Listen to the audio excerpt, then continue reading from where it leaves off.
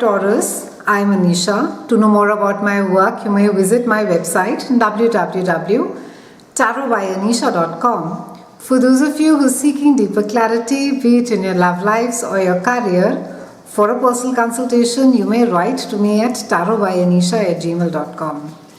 Taurians, welcome to your annual 2018 forecast. It's quite a dynamic year for you, Taurians. We have two major planets that have already moved. We have Jupiter that moved towards 22nd of October 2017, and then we have Saturn that has come and moved in end of December 2017. Now Saturn has moved into its ruler planet, that is Capricorn, and we've already had Pluto that has been there in Capricorn for the last couple of years, and Pluto carries on being in Capricorn for the next couple of years. And this is aspecting for you in a part of a chart which has to do about expansion of the mind. It has to do with long distance travel. It has to do with dealing with people from different countries, different cultures, different ethnicities. It's about absorbing more spirituality and expanding your entire life experience, Taurians. The next 2.5 years, Saturn and Pluto are going to be quite merciless, but in a very good way. Now Pluto, which is there with Capricorn, or which is there in Capricorn. Pluto is the god of underworld, and he is also the ruler of Scorpio, and he has to do with everything that lies beneath the surface, and he is not happy just with hard work.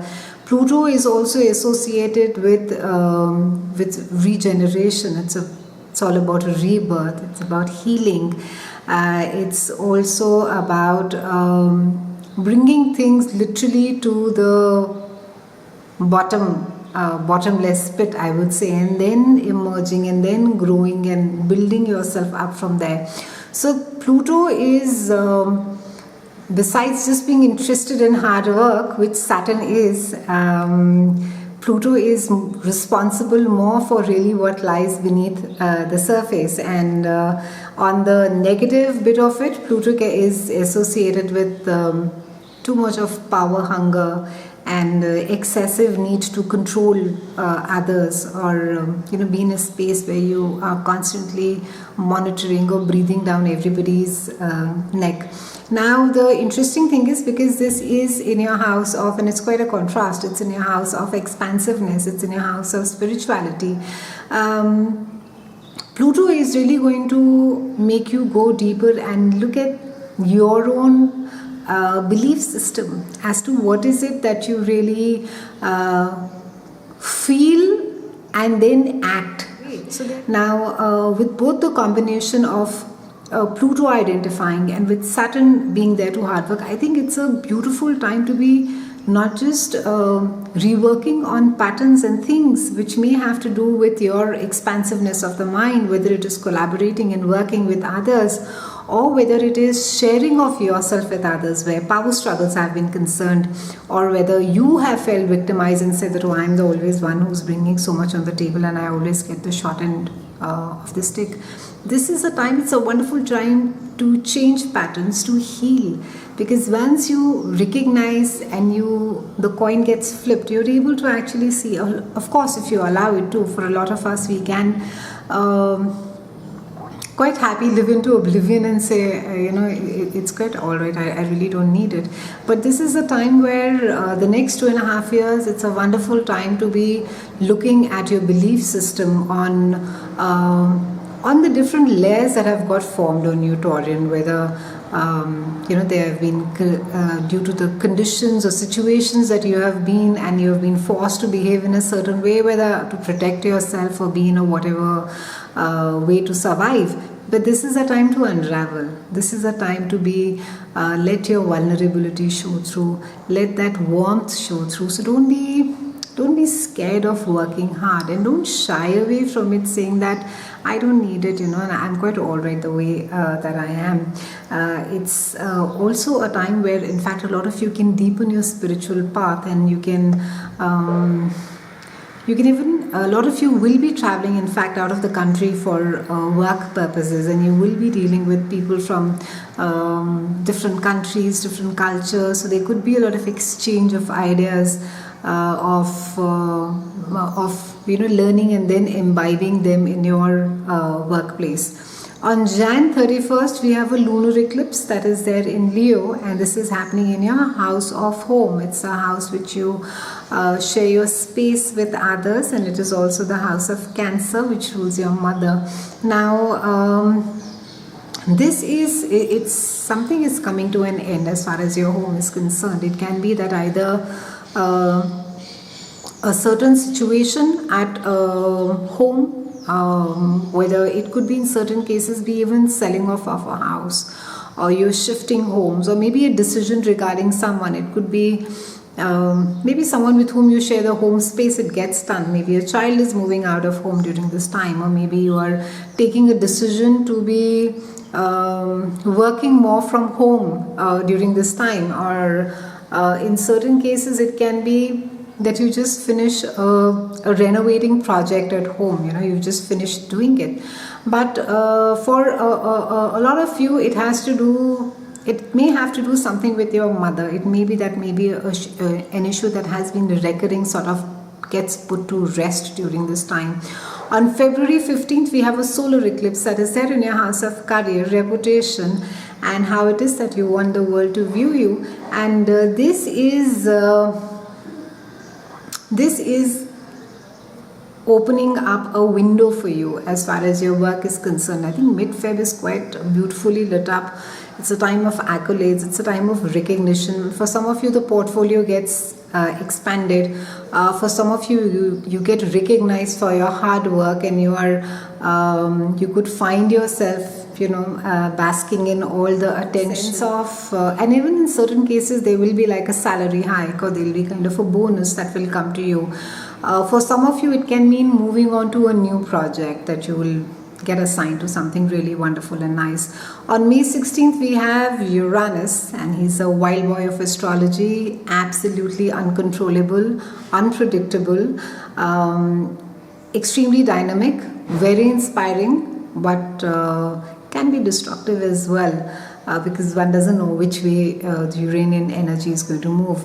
The Uranus is moving from Aries, and it is moving into your house, Taurans. It's going to be moving into your own house. That's your first house. And Uranus is there for the next couple of years. He's not going that soon. So it's going to be moving you upside down as far as you yourself are concerned. For some of you, you may just change yourself completely. So if you've been this really quiet, submissive, and doesn't want to be in the spotlight, you'll just find yourself that you're all of a sudden very outspoken. You're there in conferences, you're speaking your mind, you're there amongst you're socially very active, you've changed your wardrobe, and Uranus is going to be coming about, and it can bring about a lot of exciting things with it. It can bring about exciting opportunities, it can bring about exciting love, though it may not last, but a lot of opportunities for that as well. On June 26th to August 27th, we have Mars that is retrograde, and it's retrograde in your house of work. So not a great time to be getting into negotiations as far as work is concerned. Not a great time even to be going in for a surgery. With the Mars retrograde, we normally avoid all surgeries. Also, this is a time where try not to pick up new projects. You may just find that they are like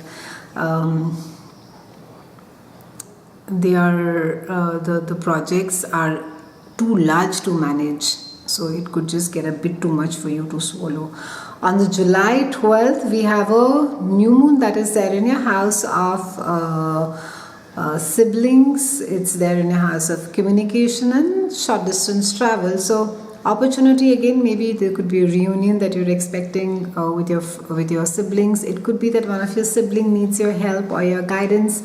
It can also be that you could be in an extremely chatty mode, and you could be having a lot of conversations. There could be a lot of negotiations, exchange of ideas, and you will be in a place where you besides being articulate, you would want others to really know and share your knowledge with them and exchange ideas. On 27th of July, we have a lunar eclipse that is there in your house of work. So again, a project or something is coming to an end, and this is a time wherein that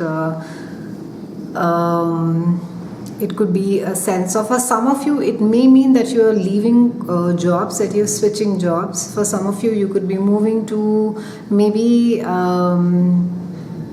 you could be moving to another office of the same organization. It could mean that as well. On August 11th, we have a solar eclipse again in Leo, and this is there in your house of home. So a new opportunity, a new window, could be a new addition, could be a pet in certain cases, that you go and you adopt a pet. For some of you, it will mean that maybe a parent comes and starts staying with you, maybe your mother comes and stays with you, and you're making space for her, you're renovating, you're making the place more comfortable for her. On 5th of October, from 5th of October to November 17th, we have Venus that is retrograde in your house of relationships, both personal as well as professional, and then it moves back into your house of day-to-day chores and your work. Now, Venus retrograde, Venus is all about beauty. She's about sex. She's about everything beautiful and aesthetic, and also money.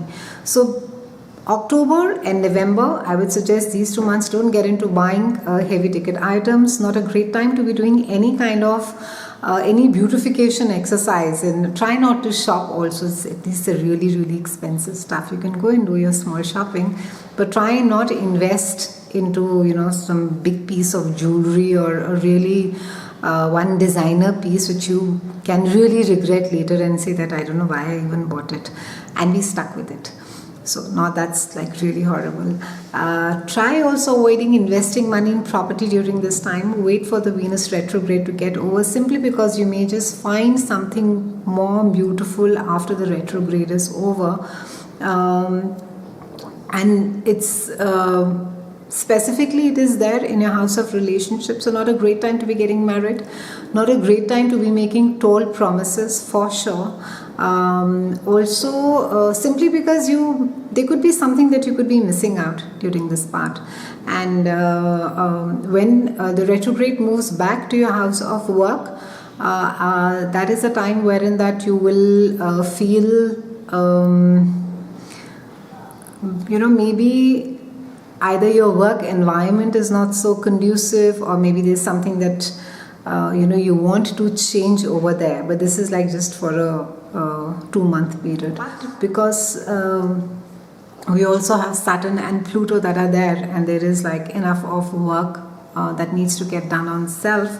I think it's a great time, and of course the Uranian energy that is going to be there in your own house. I think the flexibility for you should not be an issue, but accepting and recognizing patterns that could have been holding you back all along and not allowing you to really live your life fully as you should be, that is something that you need to be exploring. It's been a pleasure speaking with you, Taurians. I'll see you again soon, and thank you so much for watching.